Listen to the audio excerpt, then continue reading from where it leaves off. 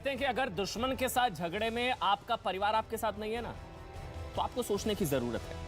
अगर दुश्मन के साथ झगड़े में परिवार आपके खिलाफ खड़ा है तो फिर आपको सावधान रहने की जरूरत है। मतलब हो सकता है आप गलत हो। और अगर दुश्मन के साथ लड़ाई में आपका परिवार दुश्मन के साथ खड़ा हो जाए तो आपको अपने तौर तरीके बदलने की जरूरत है। तो आप निश्चित तौर पर गलत लड़ाई लड़ रहे हैं। यूपी में आज समाजवादी पार्टी के अध्यक्ष अखिलेश यादव के साथ भी कुछ ऐसा ही हो रहा है। 3 तस्वीरें देखिए आप। जिस वक्त अखिलेश अपने जीवन की सबसे मुश्किल सियासी लड़ाई लड़ रहे हैं ना, जिस वक्त अखिलेश को परिवार की सबसे ज्यादा जरूरत है, जिस वक्त अखिलेश को परिवार का समर्थन चाहिए, जिस वक्त अखिलेश अपने सबसे बड़ी सियासी लड़ाई सियासी दुश्मन से लड़ रहे हैं, परिवार उनके साथ नहीं खड़ा। मुलायम सिंह यादव की छोटी बहू अपर्णा यादव समाजवादी पार्टी और अखिलेश यादव को सबसे बड़ा झटका देकर बीजेपी में शामिल हो चुके हैं। 3 तस्वीरें देखिए, पूरी कहानी समझ जाएंगे। समाजवादी परिवार बीजेपी के द्वार। मुलायम सिंह यादव के समधी कहे जाने वाले हरिओम यादव जी, अखिलेश यादव से ज्यादा उनको भी बीजेपी पर भरोसा है, एंट्री हो चुकी है। और नहीं, सुनिए आगे। मुलायम परिवार के करीबी रिश्तेदार प्रमोद गुप्ता साढ़ू, वो भी अखिलेश की साइकिल से उतरकर बीजेपी में शामिल होने वाले हैं। 3 तस्वीरें देखिए। समाजवादी परिवार बीजेपी के द्वार। दुश्मन के साथ लड़ाई में जब परिवार आपके साथ नहीं खड़ा है तो आपको सोचने की जरूरत है। इसलिए आज यूपी की राजनीति में जानते हैं सबसे बड़ा सवाल यह है कि क्या बेटियों को समाजवादी पार्टी पर भरोसा नहीं है, और स्वामी प्रसाद मौर्य की पार्टी में शामिल होने पर समाजवादी पार्टी जितना इतरा रही है उतना ही सवाल पर चुप हो जाती है कि स्वामी प्रसाद मौर्य की बेटी खुद को बीजेपी में सुरक्षित महसूस कर रही है। अखिलेश यादव के साथ तमाम जितने भी विधायक हैं, मंत्री हैं, बीजेपी छोड़कर अखिलेश यादव के साथ जा रहे हैं, लेकिन उनकी बहू वो बीजेपी में अपने आप को सुरक्षित महसूस कर रही हैं। तो बेटियां समझ रही हैं, क्या बेटियां समझ रही हैं कि उत्तर प्रदेश के लिए, यूपी के लिए योगी उपयोगी और ये बीजेपी का बदला नहले पर दहला, क्या इसके सियासी मायने हैं? क्या लखनऊ कैंट से टिकट दी जाएगी, इनको नहीं दी जाएगी?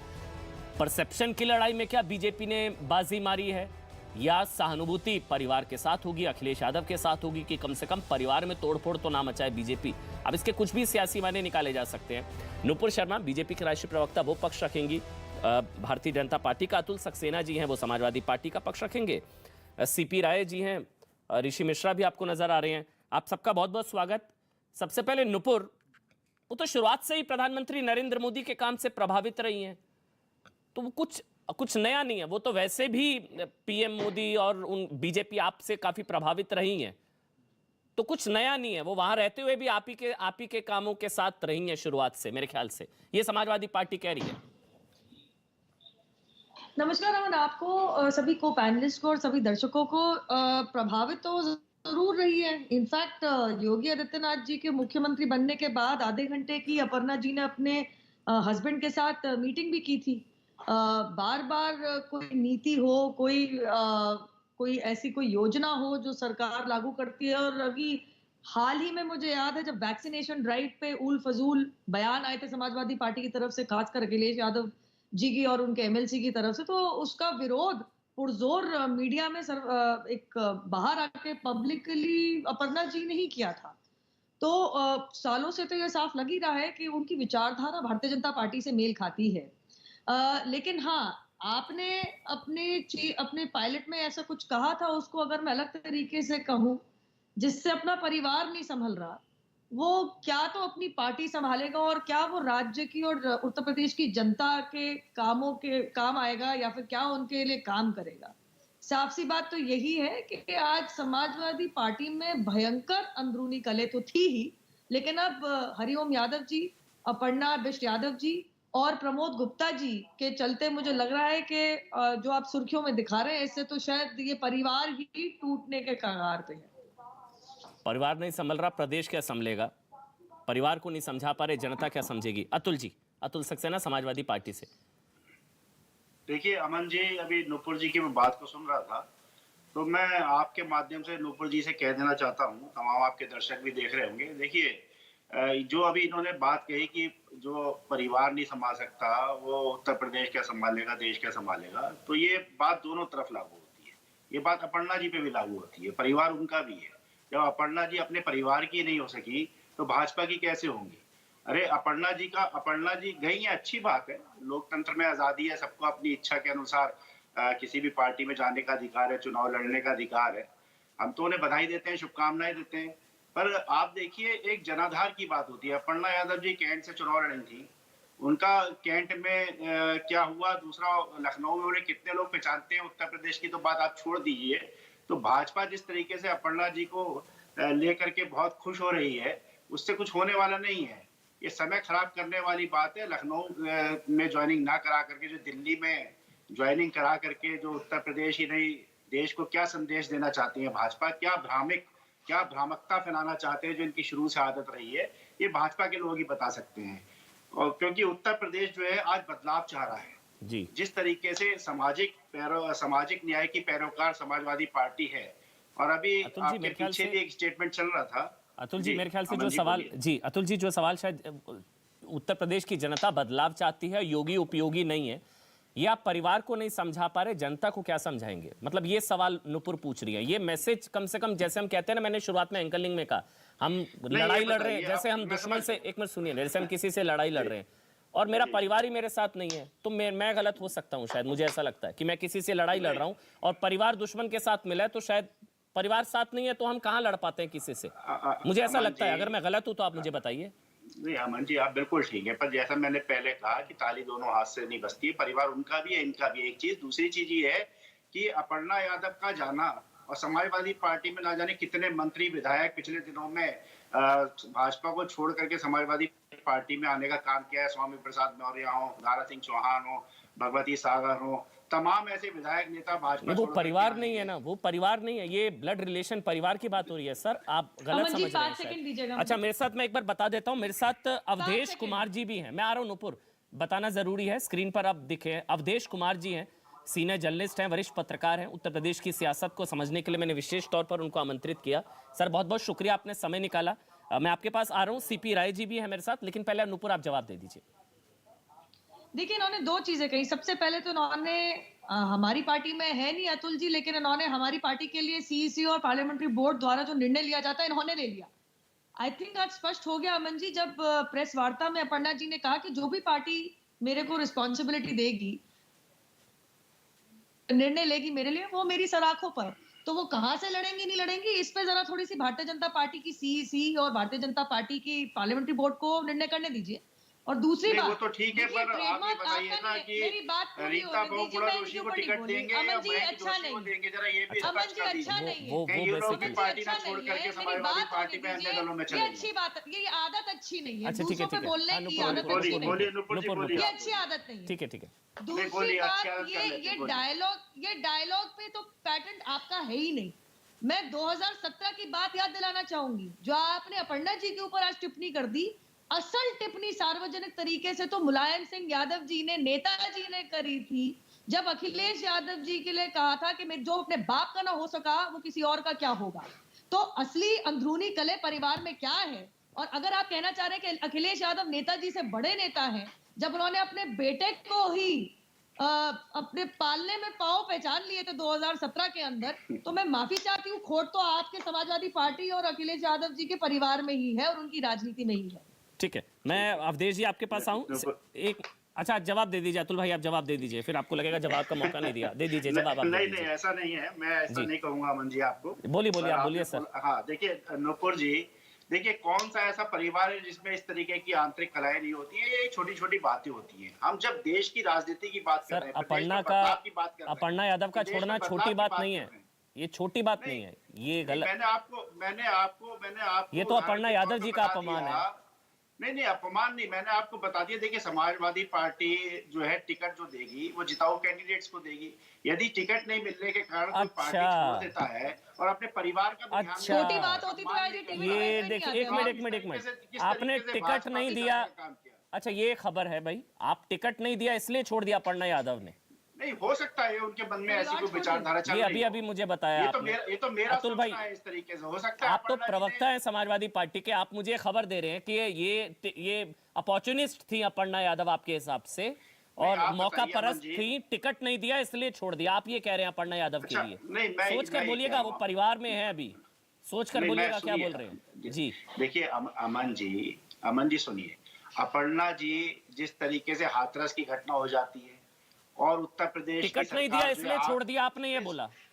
नहीं, हाँ नहीं, या ना? मैं अपना विचार प्रकट कर रहा हूँ आपका कि विचार उनके मन में मतलब हो सकता है। सर, आपका नहीं, विचार आप- मतलब समाजवादी पार्टी ना? नहीं, भाई देखिए, आप अतुल जी, आप ये- पर्सनल राय रखने थोड़ी ना बैठे हैं, समाजवादी पार्टी के प्रवक्ता, उनका नहीं, उनका स्टैंड रखेंगे ना। मैं समाजवादी पार्टी के स्टैंड की तरफ से बता रहा हूँ। देखिए, आज तो जब पार्टी चुनाव ने किनारे टिकट नहीं थे, दिया इसलिए उन्होंने छोड़ दिया, वो अपॉर्चुनिस्ट थी, नहीं ये हो तो गलत सकता है ये। नहीं, अच्छा ठीक मैं है, ये हो कह रहा हूँ, सकता है, ऐसा हो हो सकता सकता है, क्योंकि हो जब सकता किनारे पे चुनाव खड़ा हुआ है, हाँ। और जब नहीं, नहीं, अपर्णा जी अपर्णा ऐसा संजय है जी क्या? पार्टी को छोटी छोड़ने का बात काम है। करती हैं, ठीक है। पहले ये तो स्वामी पता है प्रसाद 5 जी साल का में आना अपर्णा बड़ी जी ने बात काम है। क्या करा। अच्छा सीपी तो राय अपने जी ऐसा परिवार है के क्या? लिए हो सके, वो किसी मेरे और ख्याल के से क्या होंगे? वो बेहतर बता पाएंगे। सीपी राय जी ऐसा है क्या, जो भी समाजवादी पार्टी के प्रवक्ता कह रहे हैं टिकट नहीं दिया, अपॉर्चुनिस्ट हैं अपर्णा यादव, हमने टिकट नहीं दिया, पूछा नहीं तो वहां चली गई, ये शायद उनके लिए वो कहना चाह रहे हैं। सीपी राय जी ऐसा है क्या? समाजवादी पार्टी के प्रवक्ता क्या कह रहे हैं उस पर मैं क्या जवाब दूं? मैं 2-3 बातें कहना चाहता हूं। अगर आपको मेरा नंबर लग गया तो मैं जी 3 सर, बातें बिल्कुल। कहना चाहता हूं। जी जी जी। पहली बात तो एक शब्द पे मेरा ऐतराज है, राजनीतिक दुश्मन। लोकतंत्र में कोई दुश्मन नहीं होता है। सब लोग चुनाव एक दूसरे के खिलाफ लड़ते हैं और साथ बैठते हैं, एक दूसरे का सहयोग भी करते हैं। बहुत सारे मुद्दों पर पार्टियां सहयोगी भी होती हैं। कोई दुश्मन नहीं है, राजनीतिक विरोध है, और वह वैचारिक विरोध होता है, अपने अपने कार्यक्रमों का विरोध होता है। एक तो दूसरी बात, जहां तक परिवार का सवाल है, राजनीति में जो घर में होता है सिर्फ वो परिवार नहीं होता है। राजनीति में जितने भी लोग कार्यकर्ता है, जितने भी पार्टी के अंदर नेता है, वो सारे लोग परिवार होते हैं। वो चाहे सपा में हो, बसपा में हो, भाजपा हो, कांग्रेस में हो, सब परिवार होते हैं, परिवार की तरह होते हैं। और तीसरी बात, ये दौर चल रहा है इस वक्त, भारत के लोकतंत्र का एक क्षरण का पीरियड है और उसका ट्रांजिशनल फेज चल रहा है। देख नहीं रहे आप, जिस दिन से चुनाव घोषित हुआ है, सैकड़ों की तादाद में कुछ भाजपा में जा रहे हैं, कुछ सपा में जा रहे हैं, कुछ बसपा में जा रहे हैं, कुछ चले जा रहे हैं, कुछ कांग्रेस में जा रहे हैं। ये एक अलग तरह का दौर चल रहा है, अलग तरह का चलन है। इस लोकतंत्र में किसी को भी अधिकार है, अगर वो राजनीति में हिस्सेदारी करना चाहता है तो अपनी मर्जी से किसी दल में भी जा सकता है। इसका सबसे पहला, सबसे पुराना उदाहरण महारानी सिंधिया का है। यानी अभी जो सिंधिया जी केंद्र में मंत्री हैं, जो कांग्रेस नेता थे, इनकी दादी जी भारतीय जनता पार्टी के नंबर 2 लीडर हमेशा रहे, हमेशा नंबर 1 राष्ट्रीय उपाध्यक्ष रहे, और उनके बेटे हमेशा कांग्रेस पार्टी के बड़े नेता रहे। इन्हीं की एक बहन कांग्रेस पार्टी की नेता है और दूसरी वो बीजेपी की नेता है राजस्थान में। तो ये सब स्वाभाविक बात है। परिवार का मतलब गुलामी थोड़े है। अगर कोई परिवार में, मान लीजिए मेरा बेटा किसी विचारधारा से सहमत होता है या किसी पार्टी में काम करना चाहता है और मैं उसको रोकता हूं, तो इसका मतलब मैं परिवार को गुलाम बना के रख रहा हूं। ये सभी का अधिकार है, जो जहां जाना चाहे जाए। ठीक है, इसके अपने अलग अलग तरह के आकलन किए जाएंगे, इससे एक माहौल बनेगा। वो दोनों तरफ से माहौल बनने और बनाने की कोशिश हो रही है। अब सोच समझिए है, ऐसे वक्त में जब बहस ये होनी चाहिए थी कि 5 साल में हमने क्या किया था पहले और 5 साल में आपने अब क्या किया। करने का मतलब, लोकतंत्र में राजनीतिक दल इसलिए बने हैं और लोकतंत्र में ये चुनाव इसलिए होते हैं कि समय समय पर जनता अपने हिसाब से परिवर्तन करे, उनकी घोषणाएं सुने, उन घोषणाओं का 5 साल बाद हिसाब ले और उचित समझे तो फिर नए लोगों को मौका दे। उसमें पढ़ाई लिखाई, स्वास्थ्य, शिक्षा, चिकित्सा, बिजली उत्पादन, सड़क इत्यादि इत्यादि और तमाम तरह के विकास के पैरामीटर्स हैं। और रोजगार, महंगाई, देश की सुरक्षा, अगर राष्ट्रीय सुरक्षा सरकार है तो देश की सुरक्षा और विदेश नीति, इन मुद्दों पर चुनाव होता तो बेहतर होता। और इन्हीं पर हम अगर बहस कर रहे होते तो शायद लोकतंत्र को हम मजबूत कर रहे होते। क्योंकि हमारा और आपका कर्तव्य हो, चाहे मीडिया हो या हम जैसे टीचर हो या लिखने पढ़ने वाले लोग हो या अवधेश जी जैसे पत्रकार हो, हम सबका कर्तव्य है कि लोकतंत्र को परिपक्व करने के लिए हम लोग उसको प्रशिक्षित करें।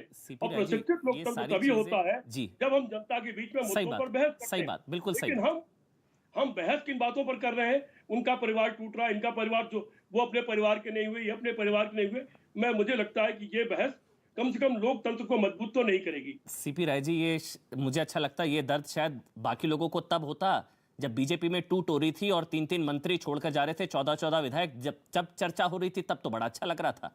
आज वहां से एक विकेट आई है, वहां से अगर कोई आया, इसलिए मैं कह रहा हूं ना सर, एक और चीज, मैंने आपको बीच में नहीं टोका सर, मैंने आपको नहीं टोका सर सीपी राय जी, मैंने बिल्कुल नहीं टोका आपको, आपने 2 मिनट बोला सर। एक और चीज, आप वरिष्ठ हैं, आप बहुत सीनियर है सर, लेकिन परिवार तो भाई देखिए, यूपी ऐसे तो पूरा उत्तर प्रदेश ही परिवार है, समाजवादी परिवार है, लेकिन सभी को थोड़ी ना रेवड़ियां बांटी जाती हैं। सिर्फ रेवड़ियां तो अपने परिवार के लोगों को बांटी जाती है ना। नहीं, मैं वो नहीं कह रहा हूं, परिवार तो सब परिवार होता है, लेकिन एक इमीडिएट फैमिली होती है। अच्छा अवधेश जी जवाब दे दें, उसके बाद नूपुर। एक बार अवधेश जी का भी मैं कमेंट ले लेता हूं, बहुत देरी से उनके पास जा पा रहा हूं। अवधेश जी, परसेप्शन की लड़ाई में तो क्या आज बीजेपी ने बाजी मारी?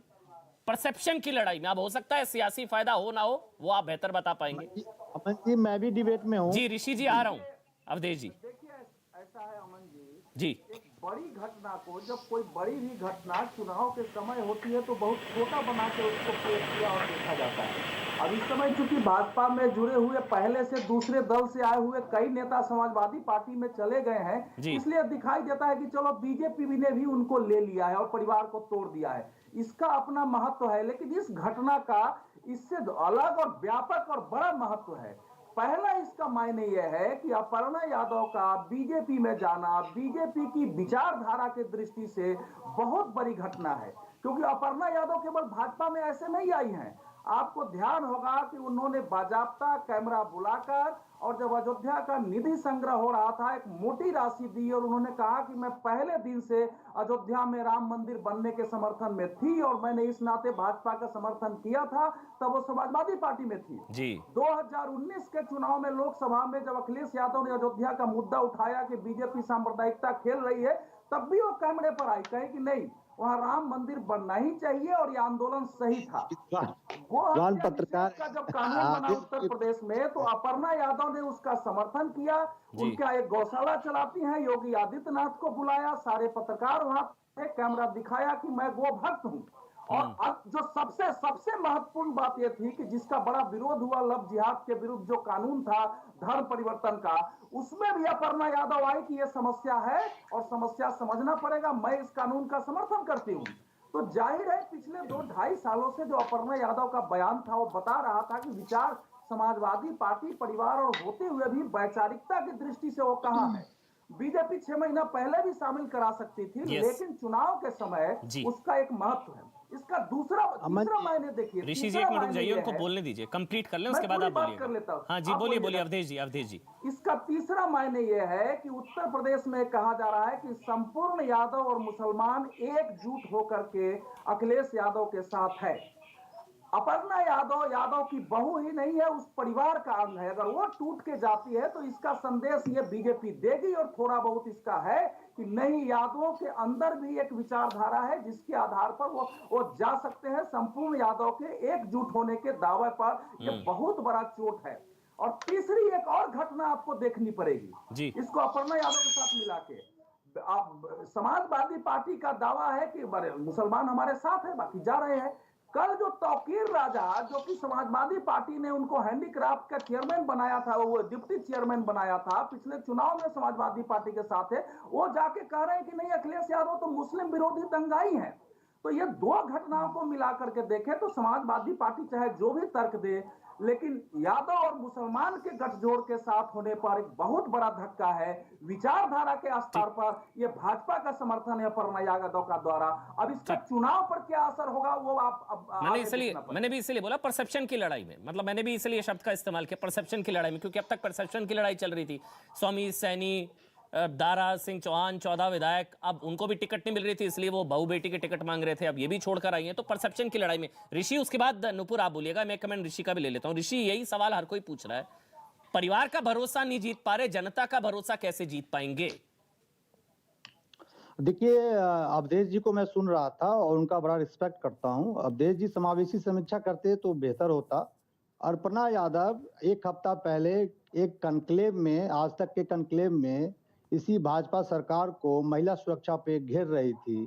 उनके मंत्री स्वाति सिंह से वह बहस करती हुई दिखी अपर्णा यादव। महिला सुरक्षा को लेकर अजय सिंह बिष्ट सरकार को जिस प्रकार से अपर्णा यादव उस कॉन्क्लेव में आलोचना की, आज एक हफ्ता में ऐसा क्या हो गया अपर्णा यादव जी के सोच में उत्तर प्रदेश सरकार को लेकर, अजय सिंह बिष्ट के सरकार को लेकर कि आज महिला उत्तर प्रदेश में सुरक्षित हो गई एक हफ्ता में? वो महिला सुरक्षा को लेकर हाल फिलहाल में जो ऋषि भाई वो हाल फिलहाल वो जो टिकट दी ना नाहिद हसन को, मोहर्रम अली को, हो सकता है वो जिन्नावादी सोच से उन्होंने इत्तेफाक नहीं रखा।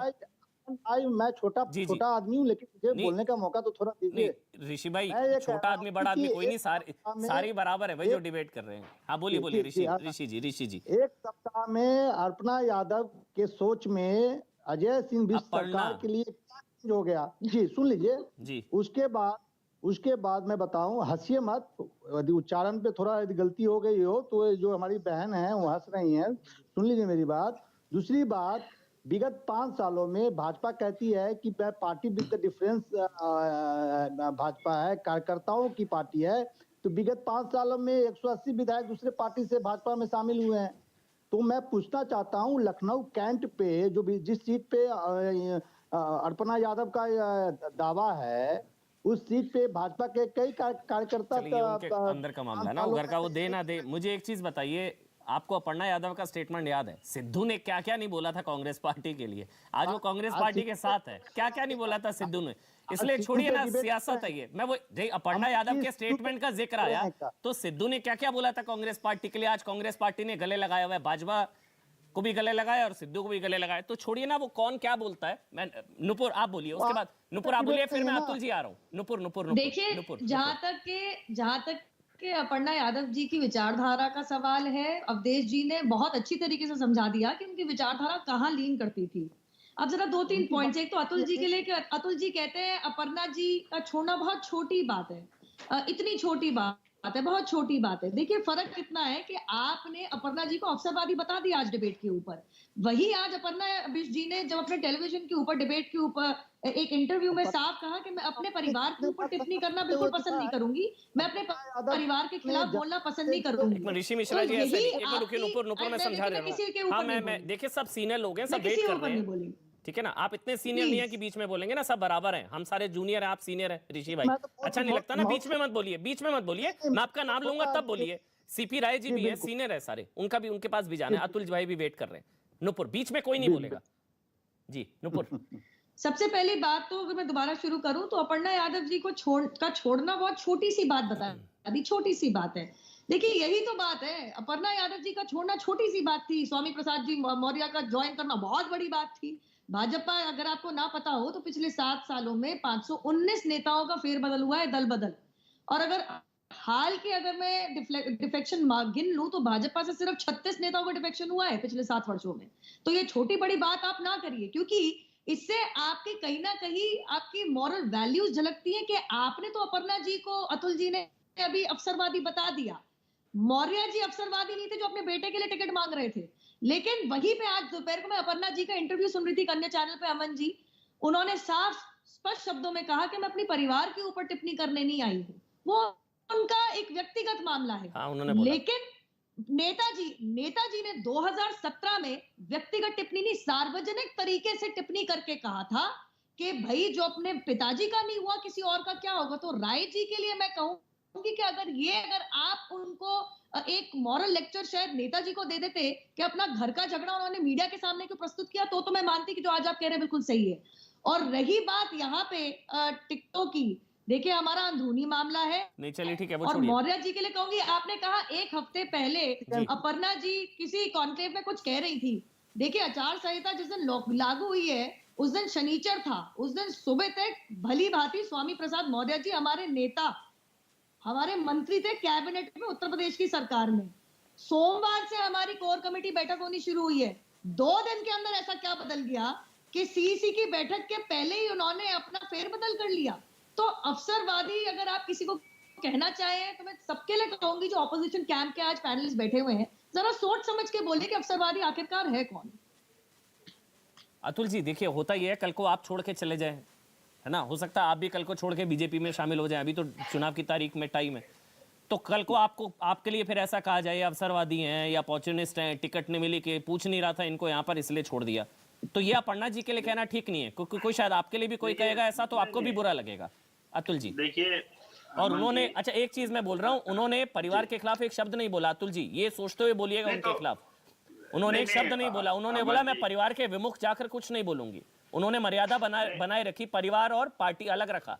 लेकिन आप बोल रहे हैं उनको टिकट नहीं मिला, अपॉर्चुनिस्ट, अवसरवादी, मौका परस्त, पता नहीं क्या क्या। अतुल भाई नहीं, देखिए अमन जी, राजनीति में इस तरह की घटनाएं होती रहती है, पर जिस तरीके से मैंने कहा कि अपर्णा यादव का जनाधार कितना है, नंबर 1, नंबर 2, अभी नुपुर बहन की मैं बात सुन रहा था, उन्होंने परिवार की बात करी कि जो अपने परिवार का नहीं हुआ, आपसे तो ज्यादा है ना, उन्होंने बोला नहीं, उन्होंने आपसे तो ज्यादा है ना अपर्णा यादव का, या आप उनसे बड़े नेता हैं?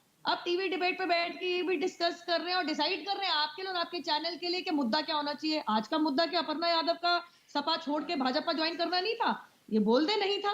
क्या ये सच्चाई नहीं है कि 2017 के अंदर अपर्णा यादव जी को उन्होंने चुनाव लड़वाया था समाजवादी पार्टी से?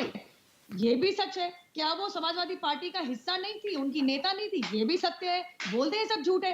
ये भी झूठ बोल दे आपके भैया इन्होंने उनको अवसरवादी और मौका परस्त बोला है। इन्होंने सब आपकी डिबेट पर कहा, लेकिन फर्क इतना है कि जब हमारे देश के आदरणीय प्रधानमंत्री मोदी जी के परिवार के ऊपर ये प्रहार करने और वार करने बैठे हैं, उनके परिवार का एक सदस्य बता दे जो उन्होंने उनके परिवार और उनके रिश्तों को लेके ऐसी कोई सार्वजनिक स्टेटमेंट दी हो जो मैं बकायदा आपके टीवी चैनल के माध्यम से मैं दिखाना चाह रही हूँ कि क्या ऐसी मजबूरी आ पड़ी कि नेताजी ने ये टिप्पणी अखिलेश यादव जी के लिए सार्वजनिक तौर से करी है। अगर इनमें हिम्मत है तो बोल दीजिए नेताजी गलत बोल रहे थे। बोल दीजिए ये जो घटियापन दिखाने की कोशिश कर रहे हैं प्रधानमंत्री मोदी जी के प्रति, बोल दीजिए कि नेताजी ने गलत किया है। ये नेताजी ने, ये मैं दिखा रही हूँ। नहीं, सीपी जी बोलेंगे, सीपी राय बोलेंगे, उन्होंने मीडिया में बोले। सीपी राय बोलेंगे। अतुल जी सबके पास जाना है। सीपी राय जी आप बोलिए। सीपी राय जी आपने सुना अपर्णा यादव अपॉर्चुनिस्ट है, टिकट नहीं मिला इसलिए चली गई, वो सारी चीजें और जो नुपुर पूछ रही है। सीपी राय जी देखिए अपॉर्चुनिस्ट तो वो लोग हैं जो अभी मंत्री थे कल तक, और कल तक उनको कोई परेशानी नजर नहीं आ रही थी, ना पिछड़ों की, ना न्याय की, ना किसी चीज की, और वो रातों रात छोड़ करके चले गए। अपॉर्चुनिस्ट तो वो माने जाएंगे क्योंकि वो रातों रात छोड़ करके भागे हैं। और मैंने उनके पहले भी आलोचना की कि एक दिन पहले तक आप मंत्रिमंडल में सहयोगी हो और आपको कोई दर्द ना हो पिछड़ों का और किसी के न्याय का या किसी के अत्याचार का, जुर्म का, अगले दिन आपको सब नजर आ जाए, तो वो अपॉर्चुनिस्ट है। और दोनों ही पार्टियां इस मामले में अपॉर्चुनिस्ट है कि दोनों किसी को भी लेने को तैयार है। जहां तक अपर्णा का सवाल है, ये हमारे मित्र की बेटी है, इसके पिताजी बहुत बड़े पत्रकार रहे हैं, अरविंद सिंह बिष्ट साहब टाइम्स ऑफ इंडिया के बहुत सीनियर जर्नलिस्ट रहे हैं। अवधेश जी जानते हैं, उनकी बेटी है ये।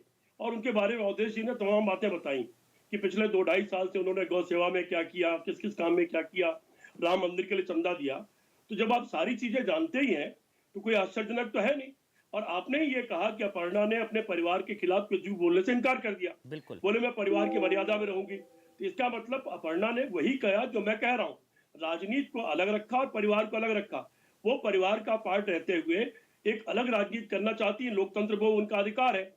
और मुझे लगता है कि उसमें क्या ये डेंट करेगा? क्या इलेक्शन में कोई डेंट आप देखते हैं या कुछ नहीं?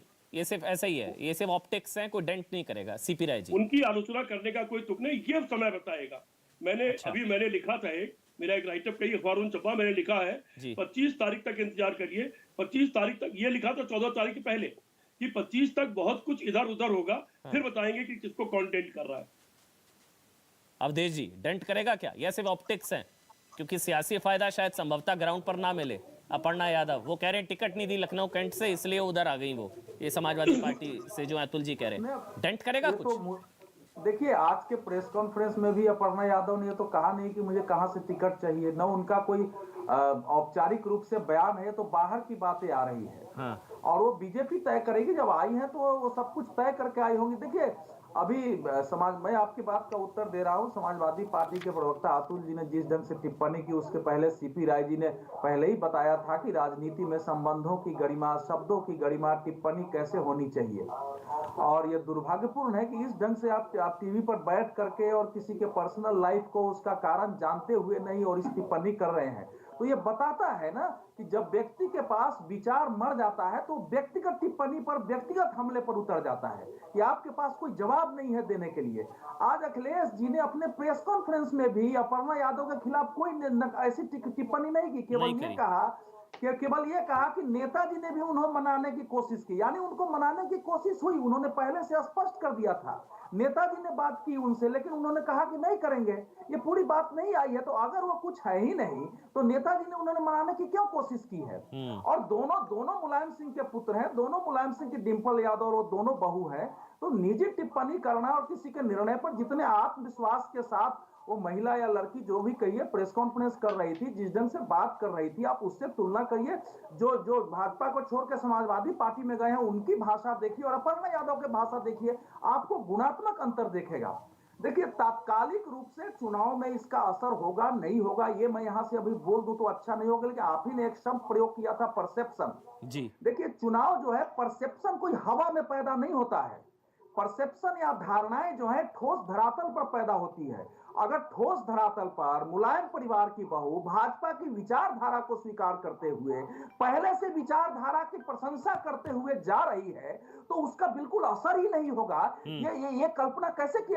हम लोग लंबे समय से चुनाव कवर करते रहे हैं। हम लोग मतलब एक चुनाव शास्त्र की दृष्टि से सेफोलॉजी कहते हैं, उसकी दृष्टि से भी जो इक्वेशन होता है जिसको सोशल इक्वेशन कहते हैं, उसके दृष्टि से भी महत्वपूर्ण है। और देखिए बीजेपी के हाथ में एक ऐसा अस्त्र लगा है कि यार भारतीय जनता पार्टी ने ठीक प्रकार से अपर्णा यादव का उपयोग किया और उनको उन माकूल जगहों पर ले जाके चुनाव प्रचार कराया, तो अपर्णा यादव इतना विस्फोटक साबित हो सकती है समाजवादी पार्टी के लिए जिसका अभी शायद इनको अनुमान नहीं है। अब ये बीजेपी पर निर्भर है कि वो कैसे उपयोग करती है। अब अखिलेश जी के कहीं सामने ना खड़े कर दिया जाए, अखिलेश वर्सेस अपर्णा हो जाए, कहीं अपर्णा वर्सेस अखिलेश, किसको मिलेगा जनादेश?